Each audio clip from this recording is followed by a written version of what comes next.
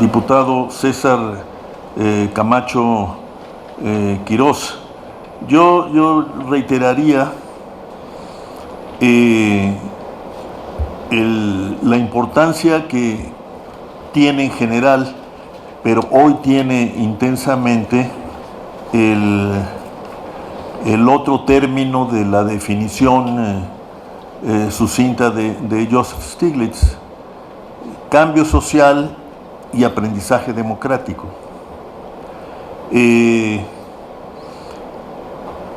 Si algo tenemos que asumir, aparte de la compleja realidad que nos heredan 30 años de apuesta por el crecimiento liderado por las exportaciones, con todas sus implicaciones productivas y sociales, es que con todo y la reforma política, las reformas políticas, el avance de la pluralidad en los congresos, en los gobiernos estatales, la alternancia en el gobierno federal, no podemos decir que hayamos realmente pasado del primero o del segundo año en materia de aprendizaje democrático. Y si algo requerimos hoy, aparte de plantearnos la realidad tan cruda como es, sin ambajes ni rodeos, dicen que a eso nos obligó Trump. Yo creo que no necesitábamos de Trump para tener conciencia de esta realidad. Pero en fin, agradezcámosla en su momento, la labor bienhechora de este señor. Yo creo que, aparte de asumir la realidad con base en instrumentos como este y como todos los que producimos aquí en la universidad, sí tenemos que preguntarnos por las maneras como podemos construir una verdadera sociedad deliberativa, desde este auditorio y nuestras aulas hasta los congresos locales, el Congreso de la Unión y la plaza pública, porque si no, corremos el riesgo, si esto se agrava, de que lo único que podamos generar sea una cacofonía que nos deje sordos a todos, ¿no? Y entonces impida el entendimiento y el intercambio, que es, me parece a mí, lo que más requiere nuestro país en esta terrible e indeseada coyuntura. Señor Rector, muchas gracias por acompañarnos. Sea usted muy bienvenido.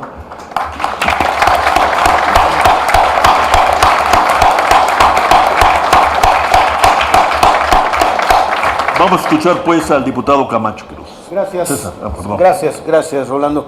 Gracias al señor Rector por estar aquí. Gracias a la Coordinación de Humanidades. Felicidades a Rolando Cordera y a todos quienes participan en el Programa Universitario de Estudios del Desarrollo. Es una fortuna compartir la mesa con mis compañeros panelistas. Yo soy un convencido que el juego dialéctico entre evidencia y reflexión es el preludio de la toma de decisiones. Y además es un juego dialéctico, como es de suyo, eterno. En consecuencia, me da mucho gusto que un informe sólido, bien llevado, la discusión abierta en un clima de libertad, como lo hemos hecho esta tarde, la posibilidad de que todos quienes tienen acceso a este informe puedan enriquecerlo y ejercer con todo derecho la posibilidad de consentir o disentir. Justamente ese es parte de los valores que nuestra universidad promueve. Creo que la UNAM mantiene su posición de portaestandarte no solo de la educación pública, de la educación superior, sino del libre ejercicio del discernimiento y la posibilidad, y ahí me engancho con lo que sigue, de ser una instancia que con toda responsabilidad social pone a la disposición de quienes tenemos eventualmente algo que ver con la toma de decisiones, a efecto de acertar más y equivocarse menos. Primero recojo el guante y ofrezco la posibilidad, como lo hicimos el año pasado, quizás ahora lo hagamos mejor, de poder presentar el informe en la Cámara de Diputados e invitar a que un representante de todos los grupos parlamentarios pueda no solo dar su punto de vista, sino creo que es lo deseable, comprometerse con asuntos muy concretos que seguramente ustedes pondrán sobre la mesa en medio de un mar de datos, pero ubicando las líneas ágatas donde se advierte que hay mucho mayor sentido de urgencia. El desarrollo de la charla me lleva a orientar de manera distinta mi intervención. Hace 100 años, al elaborarse, expedirse la Constitución política de los Estados Unidos mexicanos, no solo se convirtió en un pacto político de quienes estaban teniendo en ese momento el ejercicio del poder, porque como recordamos se impidió la presencia en el constituyente de las fuerzas que estaban, digámoslo así, excluidas de lo que transitoriamente había sido un acuerdo político.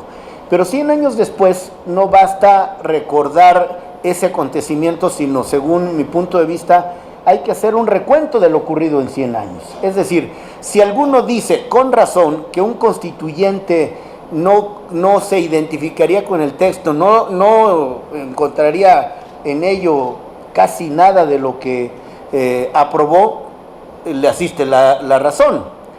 Y esto no es casual, sencillamente porque en 100 años el mundo y el país han cambiado radicalmente.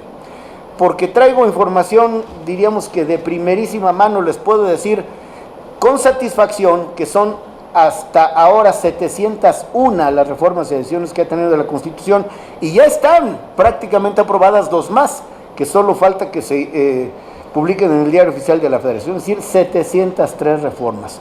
Pero lejos de suponer que esto ha ido en demérito de la Constitución, yo creo que la ha fortalecido. No habría, bueno, la primera sorpresa del constituyente originario, de un personaje del constituyente, sería encontrar tantas mujeres en el Congreso. No hubo ninguna, y esto no es estrictamente culpa de nadie, era la situación política de entonces, la composición social, la participación que entonces parecía ser, déjenme decirlo así, la normal. No habría ningún organismo de los que hoy conocemos como constitucionales autónomos que le han quitado poder especialmente al Ejecutivo. No tendríamos un tribunal constitucional como lo tenemos hoy en la Suprema Corte de Justicia. No se habría reivindicado la importancia de los municipios y medianamente la de los estados. No se tendría la garantía de la integración plural del Congreso de la Unión. No se tendría, como hoy se tiene, todo un catálogo robusto, no solo de consagración de derechos humanos, sino de mecanismos para hacerlos efectivos. No tendríamos, como lo tenemos hoy, en un mundo mucho más abierto, sujeción ya no solo a la Constitución, sino a los tratados internacionales. En fin, muchas cosas que hoy no satisfacen razonablemente a los mexicanos, no las tendríamos. Pero dejen seguir documentándolo.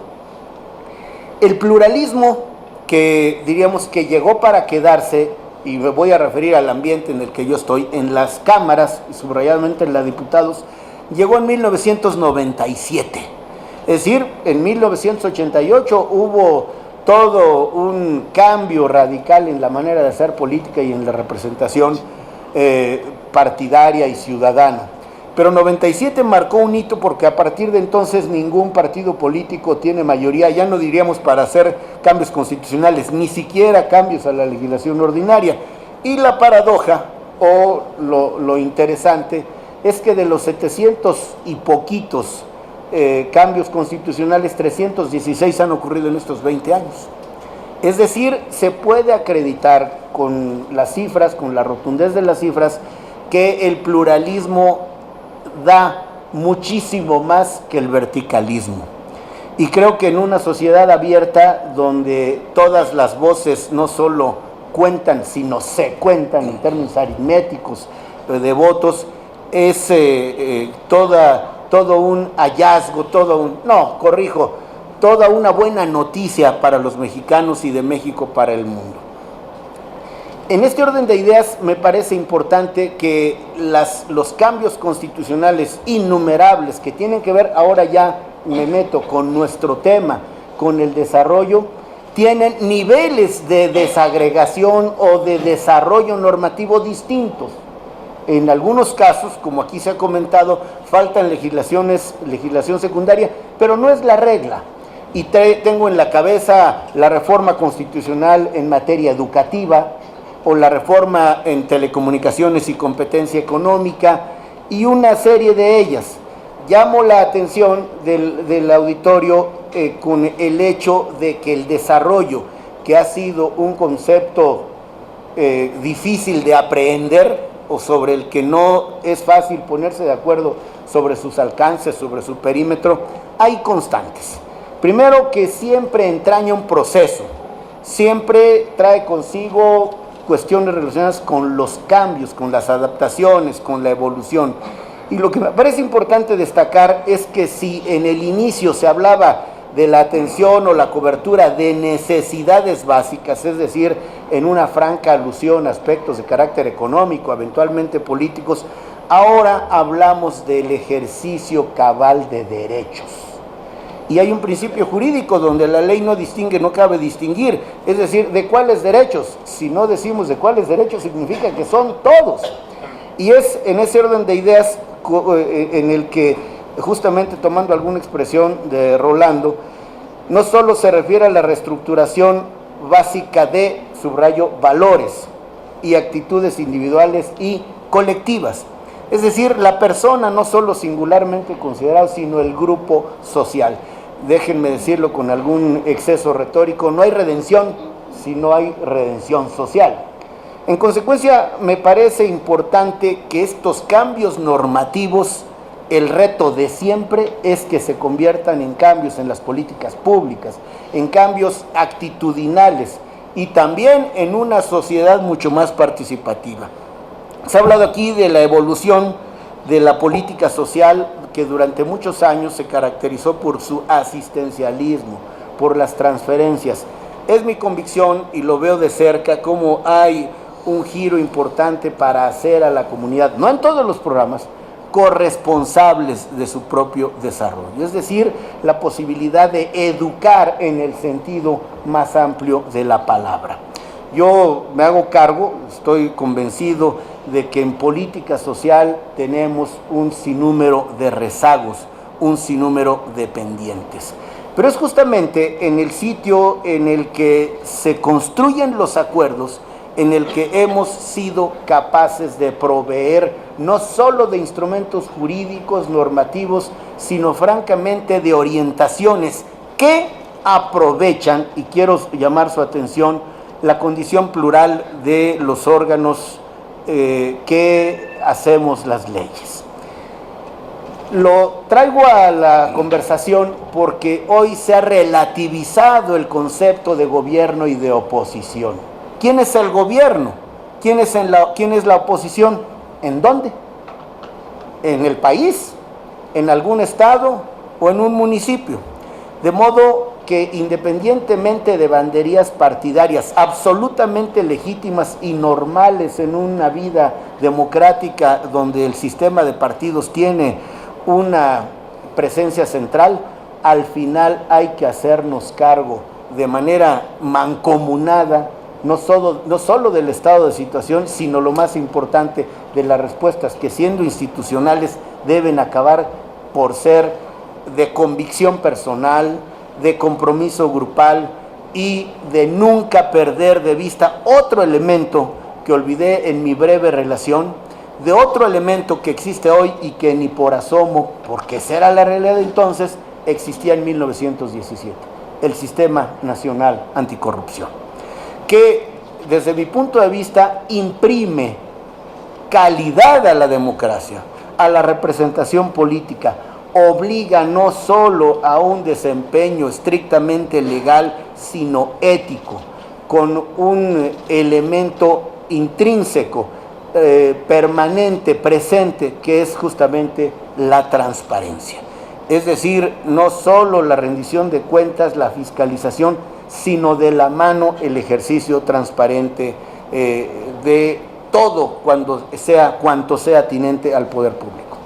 Como la responsabilidad que ostento es de carácter legislativo, me quiero referir al desgaire a algunos aspectos que sobre los que ha discutido y tomado decisiones en un cuerpo, insisto, plural, donde si no hace nadie mayoría relativa o mayoría simple para aprobar una ley de orden secundario menos de carácter constitucional.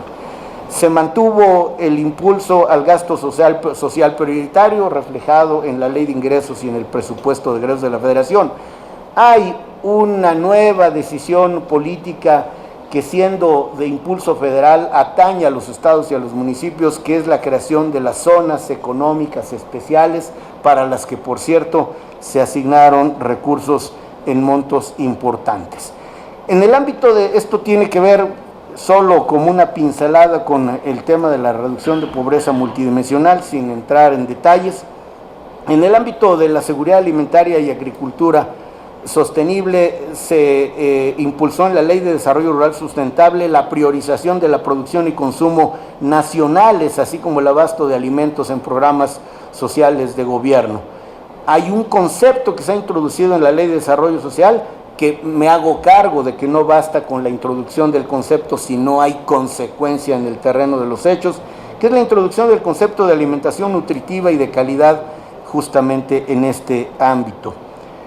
En el de atención de la salud hay asuntos importantes. La promoción de recursos preferentes se etiquetaron así para los pacientes con cáncer infantil y la incorporación al Registro Nacional de Cáncer. No quiero abrumarlos con un sinnúmero de asuntos que pueden ser de distinta entidad, de distinta importancia. Por cuanto es el derecho a la educación para la niñez, me parece relevante no solo la reforma educativa que sigue en proceso de desarrollo. Si fuera algo material, tendría que decir con la licencia respectiva, no solo desarrollo, sino para desenrollar conceptos, políticas y llevarlas al terreno de los hechos. La reforma educativa y sus 3 leyes reglamentarias han sido, como nos consta a todos, porque es asunto del dominio público, uno de los cambios, a mi juicio, el de orden cultural más trascendente de los últimos tiempos. Es mi convicción que en la educación no se gasta, siempre se invierte.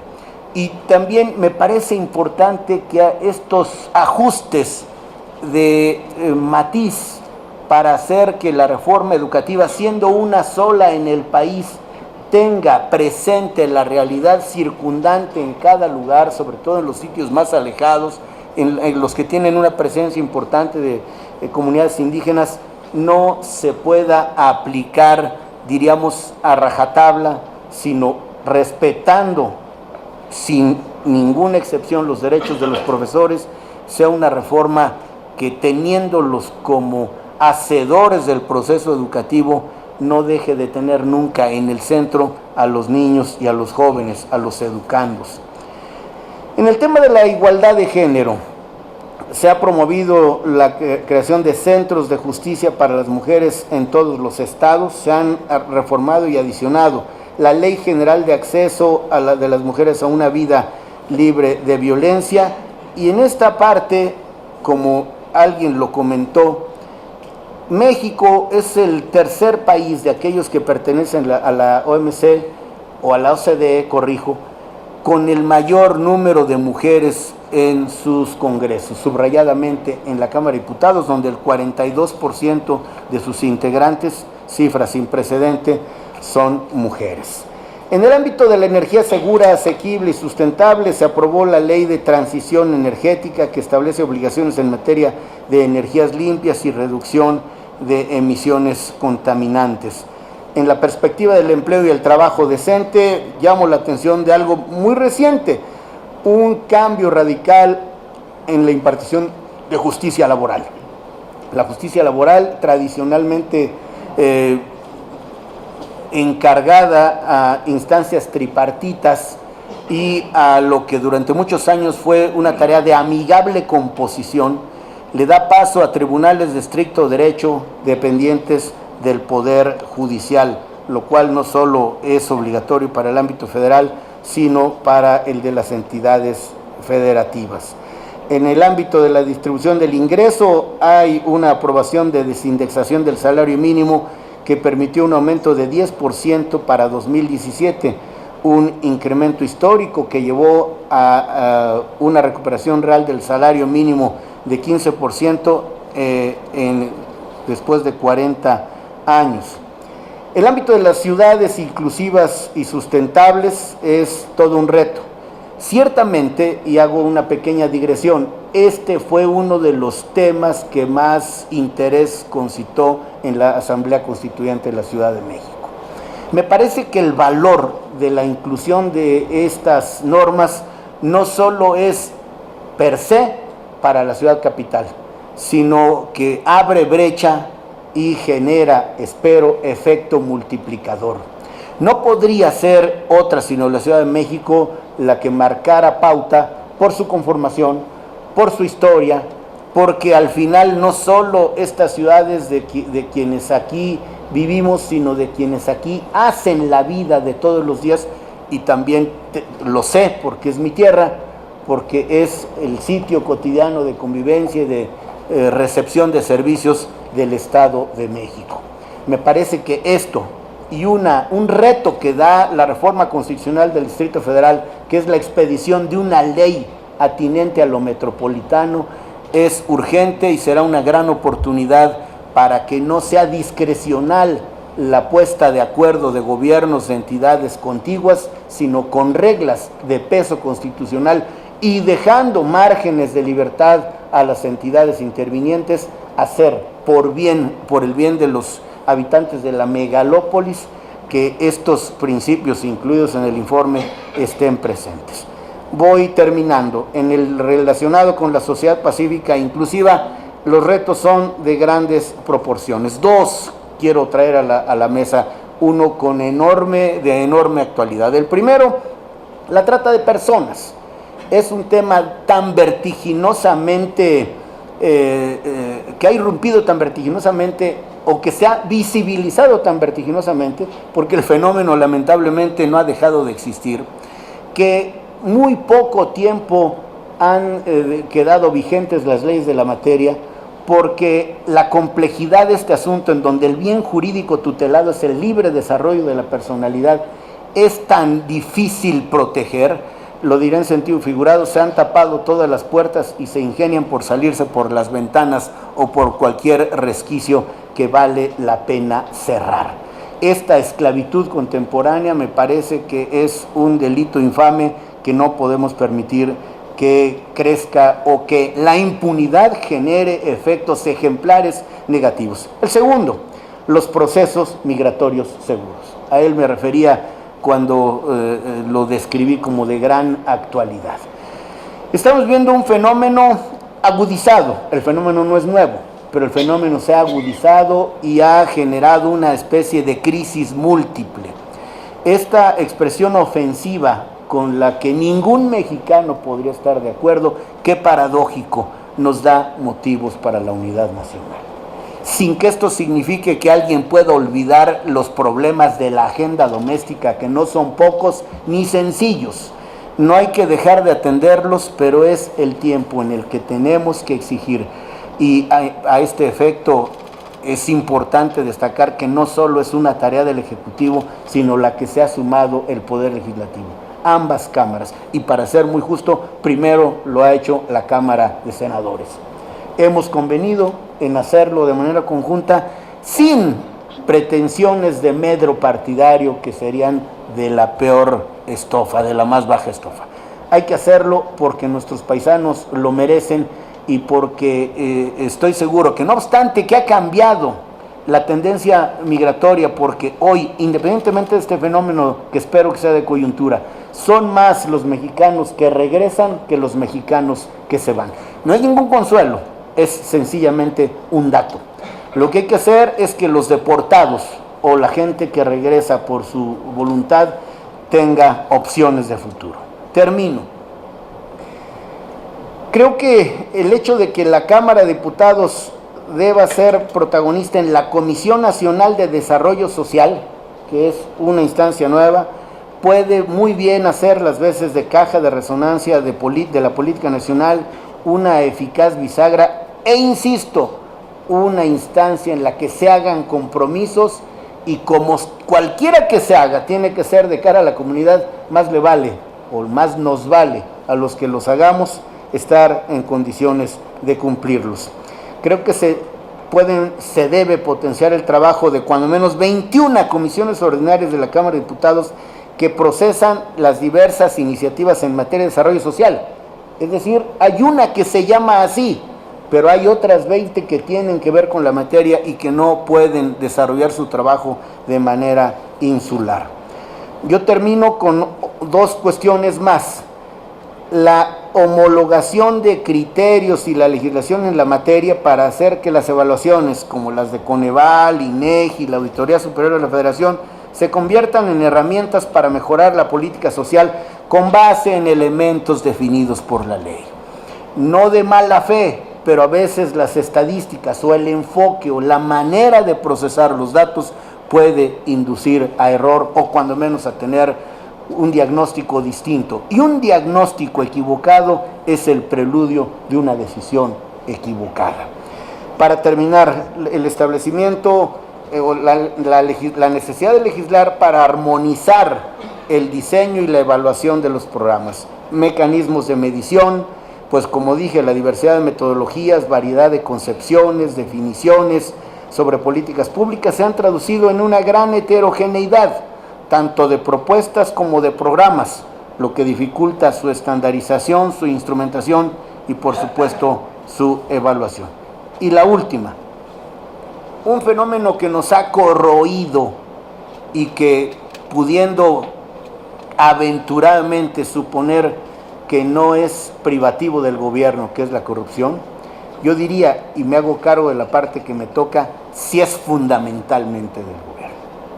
En consecuencia, sin dejar de reconocer que puede haber expresiones de esta naturaleza en otras partes, nos urge poner en operación un sistema nacional de corrupción caracterizado por la honradez y el sentido ético de aquellos a quienes hemos colocado, y lo digo en sentido amplio, no la Cámara, al frente de instituciones germinales que están empezando a desarrollarse. Cuidemos, porque será al final patrimonio colectivo la buena emergencia, en el sentido de emerger, como sustantivo de emerger, de estas distintas instancias que tienen un propósito único: hacer que se cumpla esta especie de versión mexicana de la democracia, que no se limita a lo electoral, la democracia eficaz, la democracia de los resultados, la democracia cotidiana, esta que el artículo 3 recoge como un sistema de vida fundado en el constante mejoramiento económico, social y cultural del pueblo. Gracias.